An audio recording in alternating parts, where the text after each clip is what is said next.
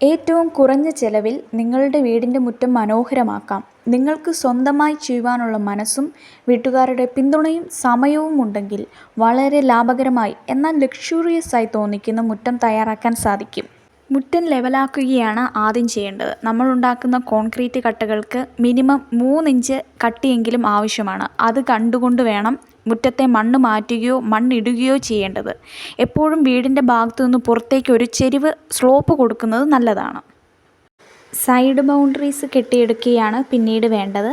അത് തേക്കുന്നത് ഒന്നെങ്കിൽ കട്ടകൾ വിരിക്കുന്നതിൻ്റെ കൂടെയോ അതിന് ശേഷമോ നമുക്ക് തേക്കാം. പക്ഷേ പുല്ല് വെക്കുന്നതിന് മുമ്പായിട്ട് തേക്കാൻ ശ്രദ്ധിക്കണം. അല്ലെങ്കിൽ തേക്കുന്ന സമയത്ത് പുല്ലിൽ സിമെൻ്റൊക്കെ വീണ് അഴുക്കാകാൻ ചാൻസ് ഉണ്ട്. കോൺക്രീറ്റ് കട്ടകൾ വിരിക്കാനായി ഇങ്ങനെ പലക വെച്ചൊരു മോൾഡ് തയ്യാറാക്കുകയാണ് ആദ്യം ചെയ്യേണ്ടത്.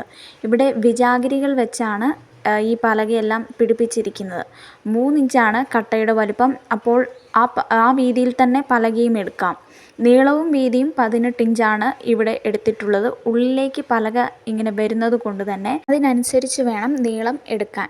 ഈ ഒരു റേഞ്ചിലുള്ള നീളവും വീതിയും തന്നെ നിങ്ങൾ കട്ടകൾക്കായിട്ട് തിരഞ്ഞെടുക്കാം. കൂടുതൽ വലിപ്പമായാൽ അത് പൊട്ടിപ്പോകാനുള്ള ചാൻസ് ഉണ്ട്. പിന്നെ വലിപ്പം കുറഞ്ഞാലും അതും കുറേ സമയം എടുക്കേണ്ടി വരും. അപ്പോൾ അത് കണ്ട് വേണം നിങ്ങൾ ഈ ഒരു വലിപ്പം തിരഞ്ഞെടുക്കാൻ. മോൾഡ് നിലത്തേക്ക് നേരിട്ട് വയ്ക്കുകയാണ് ചെയ്തത്. അതിനുശേഷം അതിലേക്ക് കോൺക്രീറ്റ് മിക്സ് ഇട്ടുകൊടുത്ത് ആ മിക്സ് സെറ്റായതിനു ശേഷം മോൾഡ് ഇളക്കി എടുക്കുകയാണ് ചെയ്തത്. 2 കട്ടകൾക്കിടയിലെ ഗ്യാപ്പ് 2 മുതൽ 3 ഇഞ്ച് വരെ എടുക്കാം. ഞങ്ങളിവിടെ 2 ഇഞ്ചാണ് എടുത്തത്. അപ്പോൾ ആ ഗ്യാപ്പിലായിരിക്കും ഗ്രാസ് വെക്കേണ്ടത്. ഇവിടെ മോൾഡിലെ പലകയുടെ തിക്നെസ്സും 1 ഇഞ്ചാണ്. അതുപോലെ 1 ഇഞ്ചുള്ള മറ്റൊരു പലകയും കൂടെ അതിൻ്റെ ഇടയിൽ വെച്ചിട്ടാണ് ആ ഒരു ഗ്യാപ്പ് ഞങ്ങൾ അഡ്ജസ്റ്റ് ചെയ്ത് ആക്കിയെടുത്തത്. ഫസ്റ്റ് മോൾഡ് വെച്ചതിന് ശേഷം അതിന് മുകളിൽ ഒരു കയർ കെട്ടി ലെവൽ ചെയ്യുന്നത് നല്ലതായിരിക്കും. ഞങ്ങളങ്ങനെ ചെയ്യാത്തത് കൊണ്ട് ഇങ്ങനെ ഒരു കട്ട പൊങ്ങിയും ഒരു കട്ട താന്നുമുള്ള രീതിയിൽ വന്നിട്ടുണ്ട്. അപ്പം ആ ഒരു അപാകത നിങ്ങൾക്ക് കയർ കെട്ടുന്നത് വഴി ഒഴിവാക്കാൻ സാധിക്കും. സ്പിരിറ്റ് ലെവൽ ഉണ്ടെങ്കിൽ അത് വെച്ച് കട്ടയുടെ ലെവലും ഒന്ന് അഡ്ജസ്റ്റ് ചെയ്യാം. നമ്മൾ വീട്ടിൽ തന്നെ ഇങ്ങനെ കോൺക്രീറ്റ് കട്ടകൾ നിർമ്മിക്കുമ്പോൾ ഏറ്റവും ഭാരമായിട്ട് നമുക്ക് തോന്നിയ ഒരു പണി എന്ന് പറയുന്നത് ഈ കോൺക്രീറ്റ് മിക്സ് ചെയ്യുന്നത് തന്നെയാണ്. 1 ചട്ടി സിമൻറ്റ്, 2 ചട്ടി മണൽ, 3 ചട്ടി മിറ്റിൽ എന്ന തോതിലാണ് എടുത്തിട്ടുള്ളത്. സിമൻറ്റും മണലും ആദ്യം തന്നെ മിക്സ് ചെയ്തതിന് ശേഷം അതിൻ്റെ കൂടെ മിറ്റിലും കൂടി ചേർത്ത് മിക്സ് ചെയ്യുകയാണ് ചെയ്തത്. വെള്ളം അതിൽ ചേർക്കുമ്പോൾ സൂക്ഷിക്കണം, അധികം ലൂസ് ആവാണ്ട് മിക്സ് ചെയ്തെടുക്കുകയാണ് ചെയ്തത്. 1, 2, 3 ചട്ടി എന്ന തോതിലുള്ള ഈ കോൺക്രീറ്റ് മിക്സ് ഉപയോഗിച്ച് നമുക്ക് 1.5 മോൾഡിലേക്ക് ആവശ്യമായ മിക്സേ നമുക്ക് ലഭിക്കുകയുള്ളൂ. അതുകൊണ്ട് നമ്മൾ ഒരു ദിവസം മാക്സിമം 13 എണ്ണമാണ് ചെയ്യാൻ സാധിച്ചത്. ചില ദിവസം 6 ആകാം. അങ്ങനെ ഓരോരുത്തരുടെയും എഫിഷ്യൻസിയും സമയത്തിനും അനുസരിച്ച് ഒരു ദിവസം ഒരു മോൾഡ് ഉപയോഗിച്ച് കട്ടകൾ ഉണ്ടാക്കാൻ സാധിക്കുകയുള്ളൂ. 850 സ്ക്വയർ ഫീറ്റ് ഏരിയ വരുന്ന ഒരു മുറ്റമാണിത്. അതിലേക്ക് ഞങ്ങൾക്ക് ആകെ ചിലവായ തുക എന്ന് പറയുന്നത് സാധാരണ കോൺക്രീറ്റ് മിറ്റിലാണ് ഇവിടെ എടുത്തിട്ടുള്ളത്, ബേബി ജെല്ലി അല്ല. ഈ കോൺക്രീറ്റ് മിറ്റിൽ 200 അടിയാണ്. അതിന് 41 രൂപ നിരക്കിൽ 8200 രൂപയാണ് ആയത്. പിന്നീട് കല്ലുപൊടിയാണ്. കല്ലുപൊടിക്ക് അതേ 41 രൂപ തന്നെയാണ്. 150 അടിയാണ് എടുത്തത്. അതിന് 6150 രൂപയാണ് ആയത്.